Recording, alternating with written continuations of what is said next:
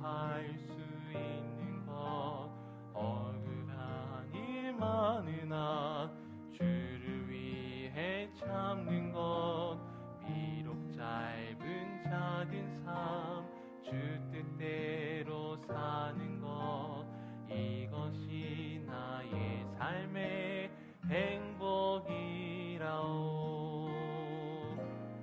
이것이 행복이라오. 세상은 알 수 없는 하나님 선물 이것이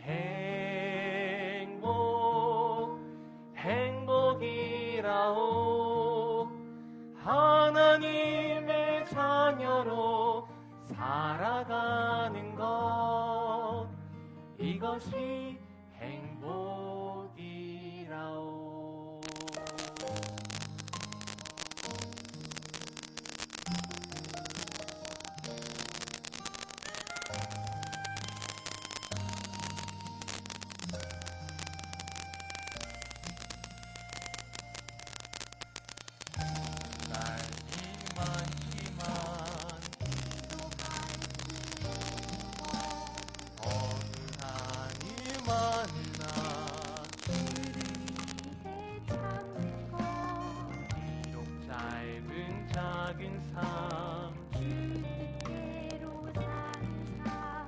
이것이 나의 삶의 행복이라오. 이것이 행복이라오.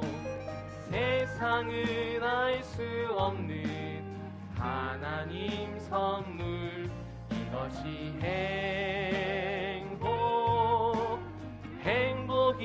행복이라오. 하나님의 자녀로 살아가는 것 이것이 행복이라오. 이것이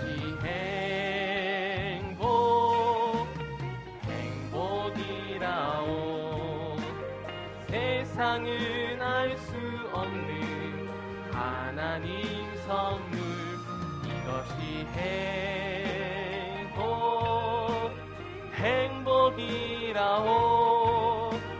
하나님의 자녀로 살아가는 것 이것이 행복이라오. 이것이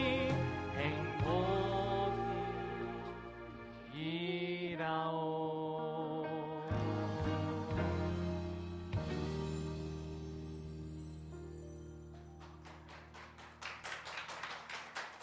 감사합니다. 네, 오늘 특별한 우리 목사님을 초청했습니다. 여기 최영석 목사님, 우리 여기 한 2달 동안 봤죠? 여기 목사님 올라오셨는데요. 우리 특별히 선교, 우리 한국에서의 선교 부부장으로 활동하고 계시고요. 여러분이 항상 공부하는 그 책 있죠? 교과책, 우리 한국말로 이렇게 번역하는 그 역할을 맡고 있습니다. 이름이 똑같은 이름이 거기 항상 교과책에 나올 거예요. 이렇게 보시면 됩니다. 우리 목사님 나오셔서 인사 먼저 드리겠습니다. 뜨겁게 박수로 환영하겠습니다. 네, 환영합니다. 안녕하세요. 인사했습니다. 예, 일곱빛 교회 성도 여러분 안녕하십니까? 하나님께서 저를 이곳으로 부르셔서 말씀을 전하게 하신 특권에 먼저 감사를 드립니다. 또 저를 좋게 봐주셔서 우리 정철빈 목사님 이렇게 다시 초대해 주셔서 정말 감사합니다. 저는 오늘과 또 내일 아침 행복의 조건이라는 그런 주제로 여러분들과 말씀을 나누려고 합니다.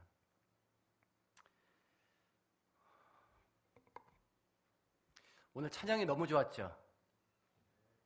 예, 정말 좋았습니다. 제가 다시 설교를 할 필요가 없을 정도로 아주 좋은 그런 찬양이었습니다. 몇 년 전 한국 방정환재단이랑 연세대 사회발전연구소에서 전국의 7천여 명의 초중고생들을 대상으로 가장 중요한 행복의 조건은 무엇인가? 설문을 조사했습니다. 그랬더니 초등학생의 43.6%가 행복한 가정이다 이렇게 꼽았습니다. 가정을 첫째 조건으로 꼽았습니다. 중학생들도 역시 23.5%가 가정이 가장 중요하다 이렇게 했는데요. 이게 고등학생이 되니까 순위가 좀 달라졌어요. 고등학생들은 행복의 가장 중요한 조건은 돈이다. 그 다음에 2위가 성적, 가정은 3위로 물러나고 말았습니다. 지금 우리가 행복을 위해서 이 가정을 상당히 중요하게 생각하는 그런 시대에 살고 있는데요.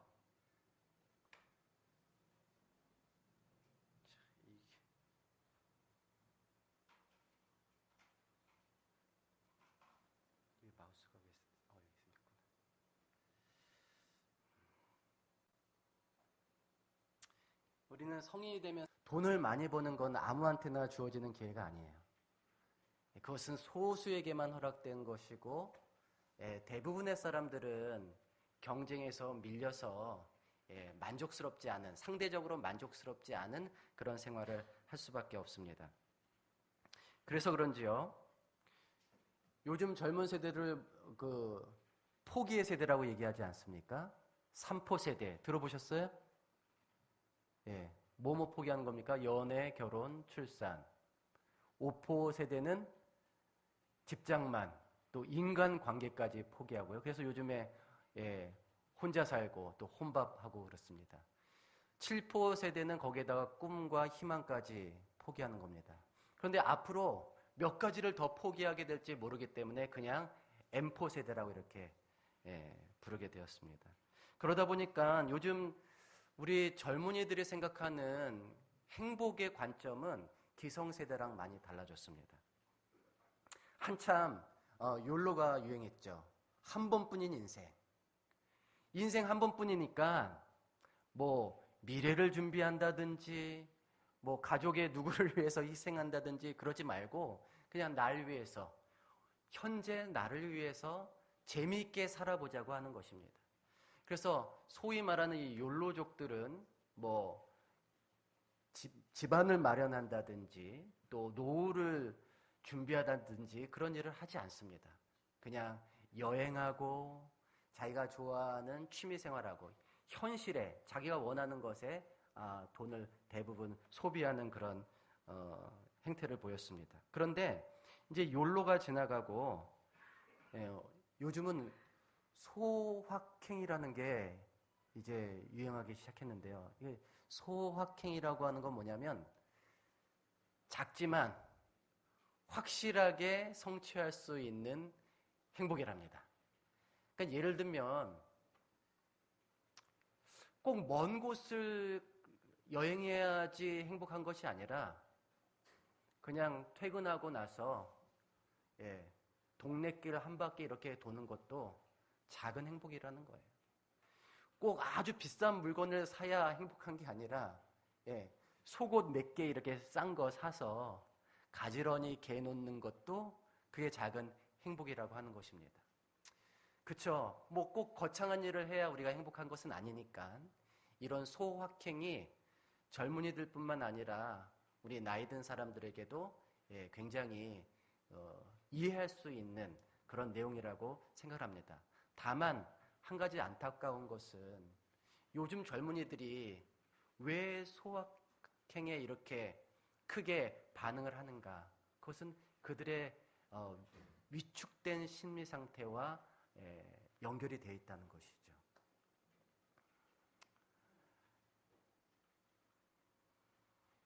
우리 창세기 1장을 보면 하나님은 6일 동안 세상을 창조하십니다. 첫째 날에는 빛을 창조하셨고 둘째 날에는 궁창을 만드셨습니다. 그리고 셋째 날에는 땅을 드러내시고 그 다음에 거기에 식물이 자라게 하셨죠. 그 다음에 넷째 날에는 어떻게 됐습니까? 제가 순서를 바꿨네요. 셋째 날에는 하늘에 해와 별과 달을 두셨고요. 그 다음에 넷째 날에는 맞아요? 맞습니까? 맞아요. 그쵸? 땅을. 넷째 날에 해와 달과 별을 공중에 두셨고요. 다섯째 날은 어떻게 했습니까? 바다의 새와 물속의 동물들을 창조하셨습니다. 그리고 여섯째 날 드디어 이제 땅의 동물들을 만드셨는데요. 가장 마지막에 무엇을 만드셨습니까? 사람을 만드셨죠. 사람을 만드신 이유는 뭡니까? 가장 마지막에 만드신 이유는 뭘까요? 이 앞에 만든 것들을 사람에게 다 선물로 주기 위해서 그렇게 하셨습니다. 그러니까 아담은 6일 동안 창조한 모든 것을 하나님께 선물로 받았습니다. 굉장히 부자죠? 그럼 아담은 행복했을까요? 세상을 다 가졌으니까 아담은 행복했을까요? 아니요. 아담은 완전하게 행복하지는 못했습니다. 그래서 하나님께서 아담을 잠재우시고 그의 갈비뼈 하나를 취해서 여자를 만드셨죠. 여자를 만들었더니 아담이 너무 기뻐했어요. 이는데 살 중에 살이고 뼈 중에 뼈라고 얘기를 했습니다. 이게 성경에 나오는 최초의 노래예요. 성경의 최초의 노래인데 성경의 최초의 노래는 하나님을 찬양하는 것이 아니라 여인에 대한 사랑을 고백하는 그런 노래였습니다. 그런데 이제 아내가 있으니까 아담은 이제 완전히 행복했겠죠? 그 행복은 완전했습니까? 모든 소유를 다 갖고 그 다음에 같이 살 수 있는 아내가 있었으니 행복했습니까? 그의 행복은 완전했습니까? 아직 빠진 게 있나요? 뭐가 빠졌을까요? 자, 이 말씀을 한번 같이 보도록 하겠습니다. 창세기 2장 1절부터 3절인데요. 천지와 만물이 다 이루어지니라. 하나님이 그가 하시던 일을 일곱째 날에 마치시니 그가 하시던 모든 일을 그치고 일곱째 날에 안식하시니라. 하나님이 그 일곱째 날을 복되게 하사 거룩하게 하셨으니 이는 하나님이 그 창조하시며 만드시던 모든 일을 마치시고 그날에 안식하셨음이니라. 자, 여섯째 날이 마치고 이제 일곱째 날이 이루었습니다. 자, 하나님께서 마지막으로 남겨둔 선물은 무엇입니까? 첫 번째, 세상을 다 아담에게 주셨어요. 두 번째, 아내를 주셨습니다. 마지막 선물. 마지막 선물이 뭐죠? 우리는 이 마지막 선물이 안식일일 것이라고 생각을 합니다. 그런데 안식일은 하나님께서 마지막으로 남겨두신 선물을 포장하는 것에 불과해요. 하나님은 이 안식일이라는 시간에 마지막 선물을 담아서 주셨는데 그 마지막 선물이란 다름 아닌 하나님 자신이셨습니다. 하나님은 6일 동안 창조하시고 굳이 제7일에 쉴 이유는 없었어요. 그러나 그날 쉬심으로 자신을 사람에게 주셨습니다. 자, 여러분, 오늘 우리가 찬양에서도 들었지만 가장 중요한 행복의 조건은 소유도 아니고 사람도 아니고 하나님입니다. 우리 일곱빛 교회 성도들이 하나님을 알고 믿어서 가장 완전한 행복을 경험할 수 있게 되기를 간절히 바랍니다.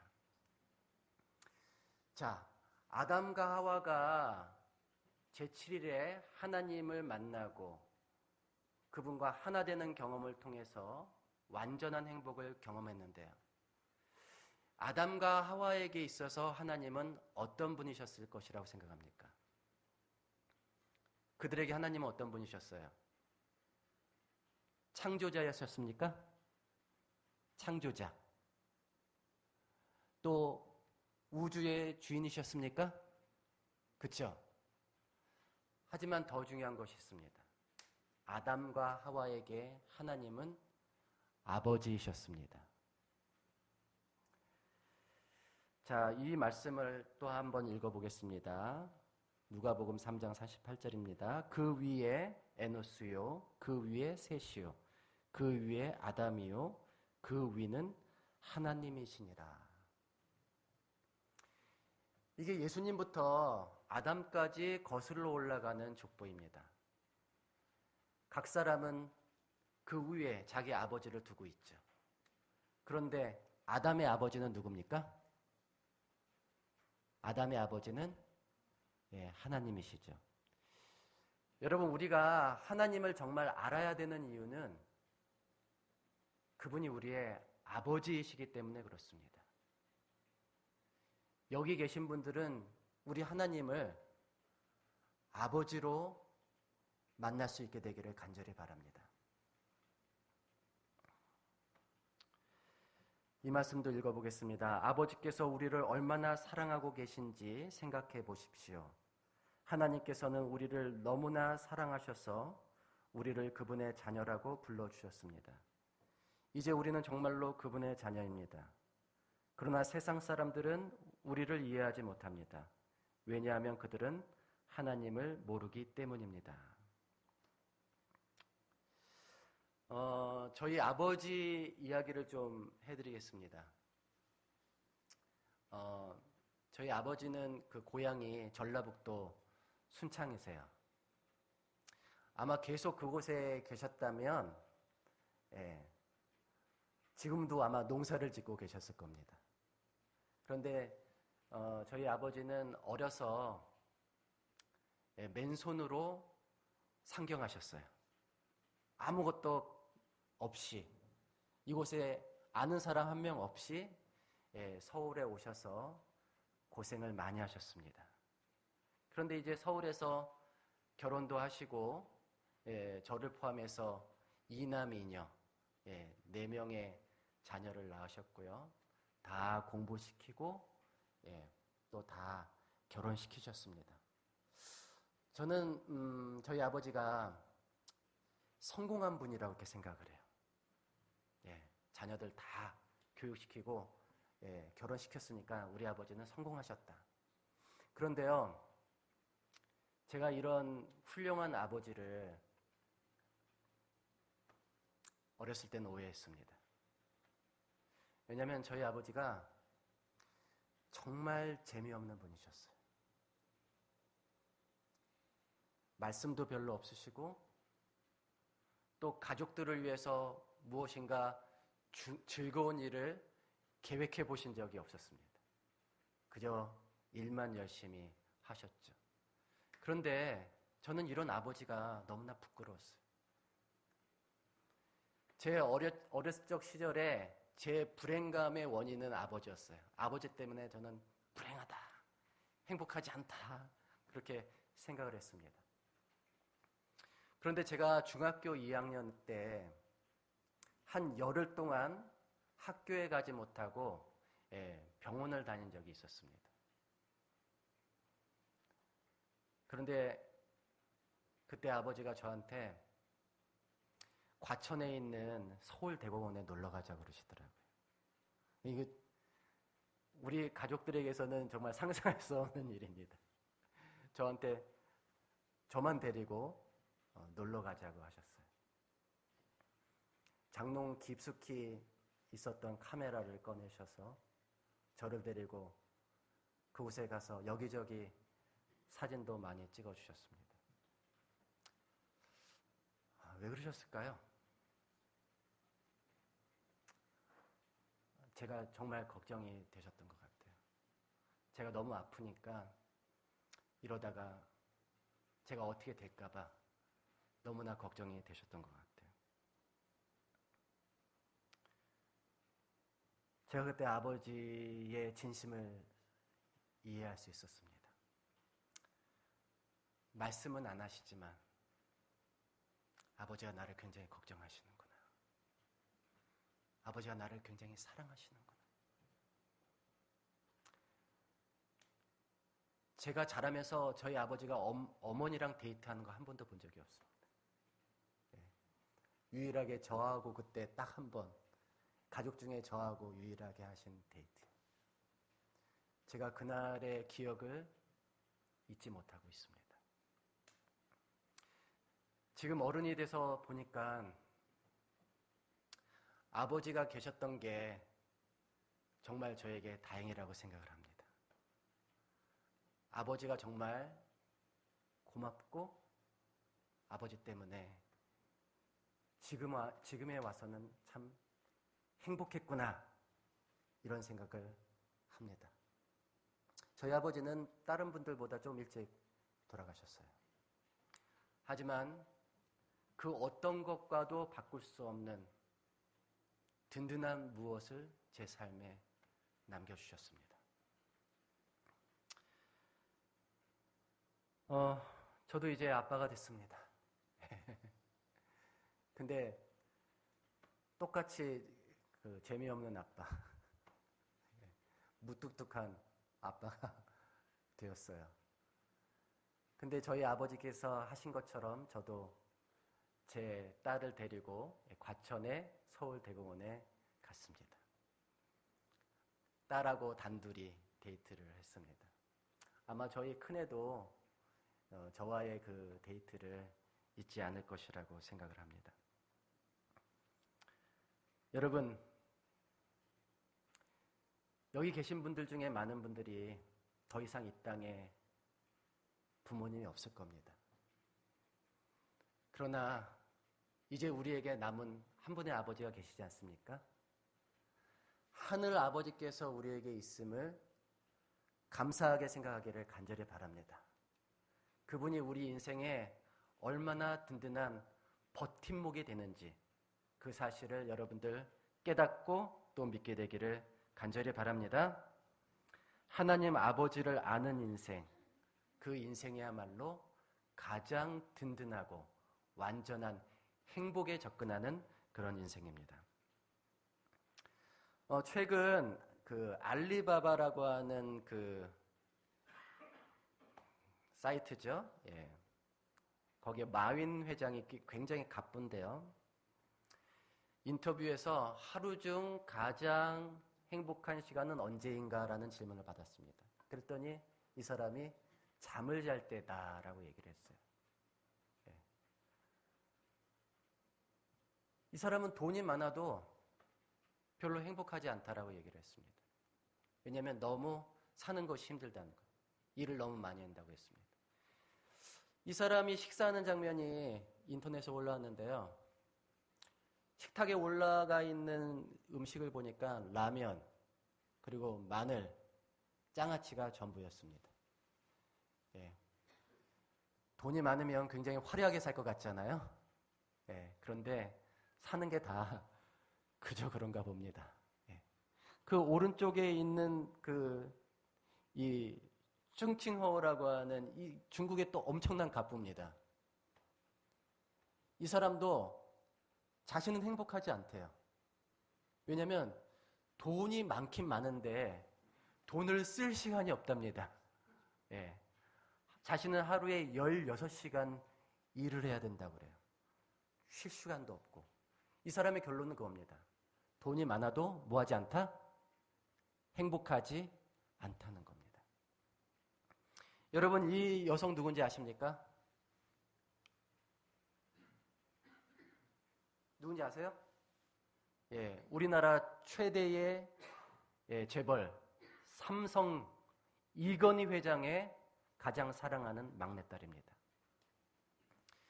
근데 이 회장의 이 막내딸 이운영 씨가 지금으로부터 13년 전 미국 뉴욕에서 유학생활을 하다가 갑자기 사망합니다. 사망 원인은 밝혀지지 않지만 사람들은 이렇게 추측합니다. 아마 자살했을 것이다. 도대체 이건희 회장 딸이 자살해야 된다. 우리는 어떻게 살아야 되는 겁니까? 예. 이 여인의 불행의 이유는 무엇이었을까요? 확실한 건 돈을 갖고 있다고 해서 사람의 행복이 완전하지 않다는 것이죠. 그러면 돈 말고, 아까 돈 말고 또 뭐가 있었다고 그랬죠? 관계, 그쵸? 우린 소유가 있어야 되고 관계가 있어야 되는데 결혼하면 다 행복합니까? 왜 웃으세요? 결혼하면 행복합니까? 원래 결혼은 행복하려고 하는 겁니다. 하나님이 이 결혼 제도를 주신 이유는 지상에서 최고의 행복, 하늘의 행복과 거의 같은 행복을 경험하게 하기 위해서 남녀를 결혼시키게 합니다. 그러나 요즘은 결혼해서 사람들이 더 불행해지는 경우가 많습니다. 사람들이 경험하는 불행의 대부분의 원인이 가정에서 출발합니다. 이 결혼한 지 8년 차 된 그 남편이 이런 고백을 했습니다. 마우스가.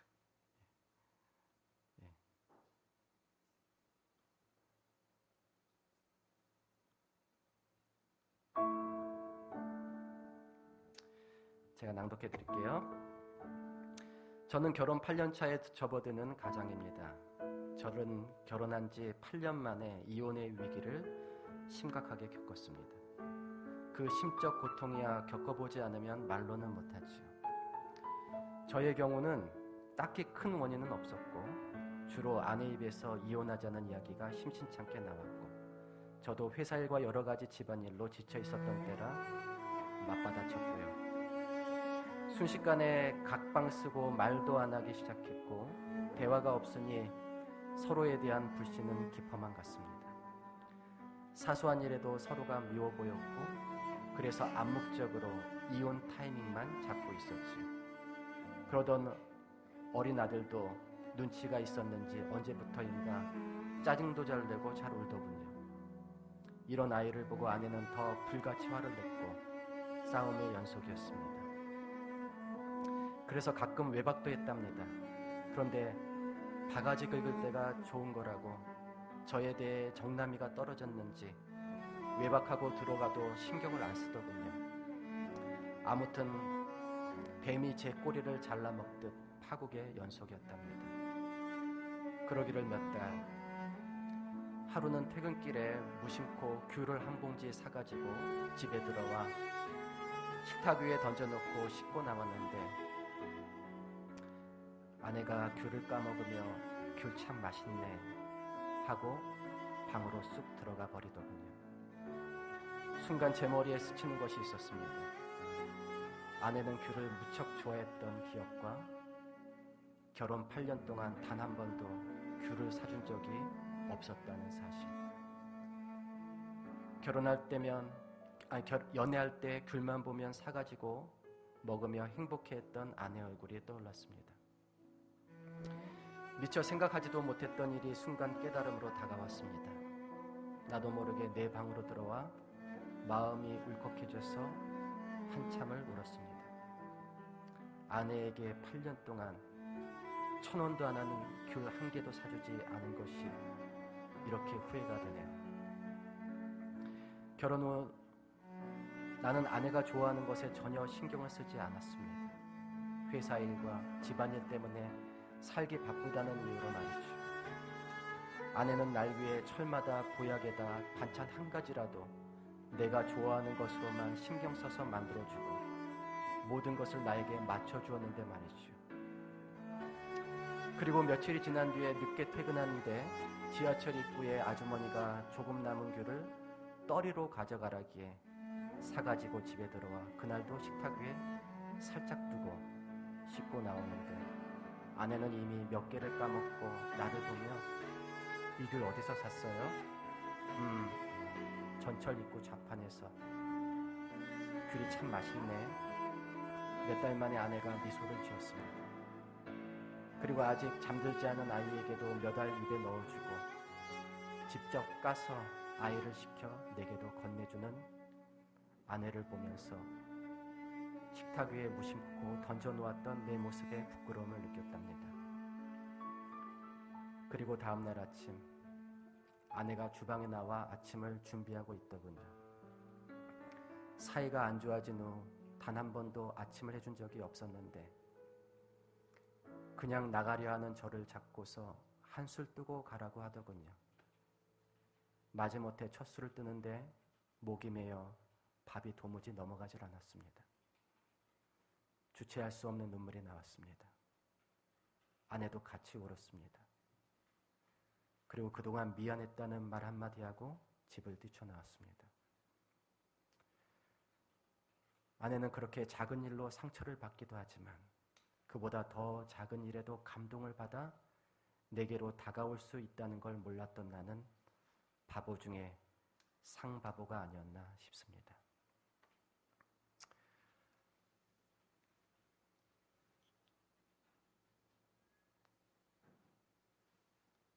저희 집사람이 호떡을 되게 좋아하거든요. 제가 이 이야기를 보고 굉장히 회개를 많이 했습니다. 근데 어제 저희 직장 근처에 호떡 가게가 하나 있더라고요. 그래서 진짜 하나 사가지고 가고 싶었습니다. 예. 깨질 뻔했던 가정에 다시 행복이 깃들게 되어서 정말 다행입니다. 그러나 여러분, 사람이 가지는 관계는 정말 깨지기 쉽습니다. 우리 가정이요, 안전하지 않습니다. 작은 일에도 큰 충격을 받고 깨질 수 있습니다. 이러한 가정을 굳건하게 지키길 원한다면 우리 가정에 하나님을 모셔야 합니다. 하나님이 계신 가정만이 안전합니다. 견딜 수 있습니다. 여기 말씀을 보도록 하겠습니다. 아내들이여 자기 남편에게 복종하기를 주께 하듯 하라. 남편들아 아내 사랑하기를 그리스도께서 교회를 사랑하시고 그 교회를 위하여 자신을 주심같이 하라. 아내는 예수님을 대하듯 남편을 사랑해야 합니다. 남편은 예수님이 교회를 대하듯 자신의 모든 것을 아낌없이 주며 희생하여 아내를 사랑해야 합니다. 그렇게 하나님을 모시고 서로 사랑하는 가정들은 결코 깨지지 않을 것입니다. 우리 여기에 계신 모든 분들은 하나님을 모시는 그런 가정을 만들어갈 수 있게 되기를 간절히 바랍니다.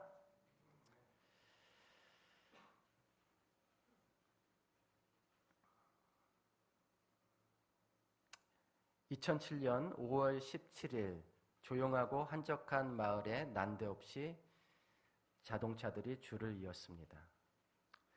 마을 사람들은 이구동성으로 이렇게 말했습니다. 우리는 한 동네에 있어도 그 사람이 그리 유명한 줄 몰랐는데 돈을 많이 벌었다고요? 참 가난했는데 평생을 옷 한 벌로 지냈는데 아동문학가 권정생 선생님이 세상을 떠난 날 풍경이었습니다. 병으로 고생하며 하루하루를 살아가는 그런 불쌍한 노인으로만 생각했지 그가 연간 수천만 원의 인세 수입이 있는 작가라는 사실을 마을 주민들은 알지 못했습니다. 권정생 선생님은 그렇게 모은 10억 원이라는 자신의 재산을 모두 굶주리는 북한 어린이들을 위해 사용해달라는 유언을 남기고 돌아가셨습니다. 이분은 일본에서 태어났습니다. 근데 전쟁이 끝난 뒤에 한국으로 돌아와서 4년 동안 거린 생활을 합니다. 거린 생활을 하다가 결핵에 걸려 죽을 뻔했는데 그러다가 하나님의 은혜로 안동에 있는 한 교회에 종지기가 됩니다. 그때부터 글을 쓰기 시작해서 이분의 가장 유명한 작품이 강아지 똥이라고 하는 그런 동화입니다. 그 밖에 많은 아동문학을 남겼는데 그는 평생 흙집에서 살면서 개구리, 생쥐, 메뚜기, 굼벵이, 길 잃은 짐승 등과 함께 그렇게 사셨습니다. 또 깜둥바가지, 벙어리, 전쟁고와 바보, 늙은 소, 거지, 외로운 노인, 시궁창에 떨어져 썩어가는 똘배 등이 그분이 쓴 동화의 주인공들입니다. 4년의 거린 생활을 하던 이 권 선생님은 그렇게 죽고 싶었답니다. 죽으려고 했대요. 이렇게 불행하고 비참하게 사느니 죽는 게 낫겠다.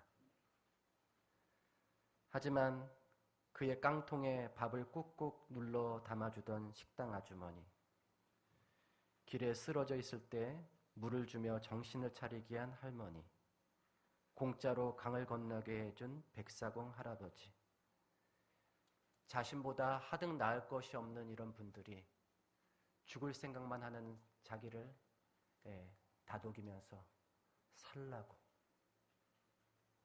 살아만 있으라고 그렇게 이야기했답니다. 그는 그런 분들의 동정을 통해서 피투성이라도 살라는 하나님의 음성을 들었습니다. 그래서 기독교인이 되었고 그의 작품 세계는 기독교 사상이 늘 그렇게 담겨 있습니다.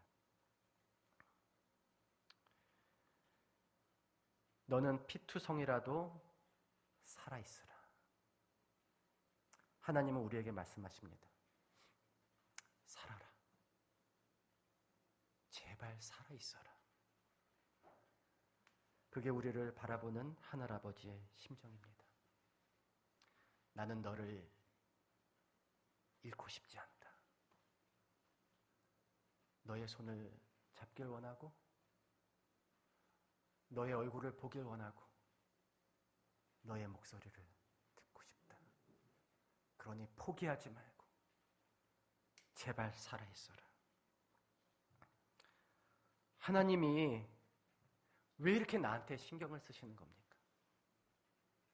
하나님이 왜 이렇게 우리에게 신경을 쓰시는 겁니까? 그 이유를 아십니까? 그 이유는 뭡니까? 하나님이 누구시기 때문에 그렇습니까? 하나님이 누구시죠? 바로 우리의 아버지이시기 때문에 그렇습니다. 이 사진의 주인공은 세계 3대 기타리스트로 손꼽히는 에릭 클랩튼입니다. 여러분이 이 사람은 몰라도 아마 이 노래만큼은 한 번쯤 들어보셨을 것이라고 생각합니다. 1992년 그래미상을 수상한 노래인데요. Tears in Heaven, 천국에서 흘리는 눈물이라고 하는 그런 노래인데요. 사연이 있습니다. 그에게는 코너라고 하는 아주 귀여운 아들이 있었습니다. 그런데 이 4살짜리 아들이 아파트 난간에서 떨어지는 사고로 그만 목숨을 잃었습니다. 슬픔을 달래며 아들을 애도하는 마음으로 지은 곡이 바로 이 곡입니다. 가사를 조금 소개하자면, 우리가 천국에서 만나면 너는 나를 기억할 수 있을까? 우리가 천국에서 만난다면 너의 모습은 그대로일까? 나는 강해져야 해. 왜냐하면 살아가야 하니까. 천국에 이를 때까지.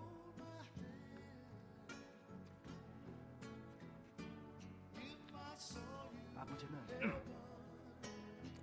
아들을 다시 보고 싶습니다. 너무 보고 싶습니다. 아들을 다시 만나서 꼭 껴안아주고 싶습니다.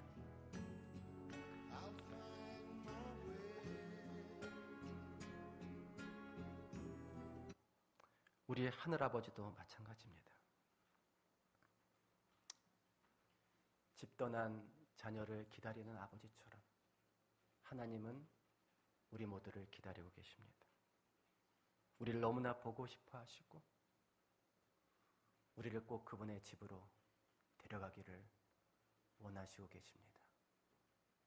왜냐고요? 그분은 나의 하나님이시고 또 여러분의 하나님이시기 때문에 그렇습니다. 우리 이런 하나님을 믿는 우리 일곱빛교회 모든 성도들과 오늘 참석하신 우리 손님들이 되시기를 간절히 바랍니다. 돈이 있다고 행복한 것이 아닙니다. 또 결혼했다고 또 행복을 다 이룰 수 있는 것도 아닙니다. 완전한 행복을 위해서는 우리에게 하나님이 필요합니다.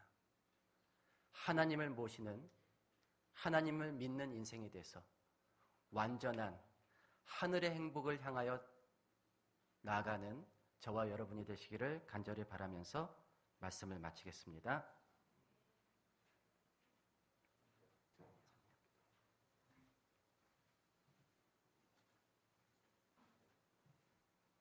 감사합니다.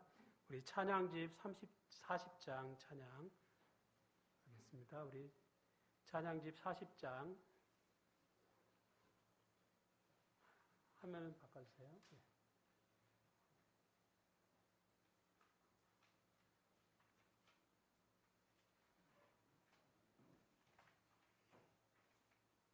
이쪽 보고 하겠습니다.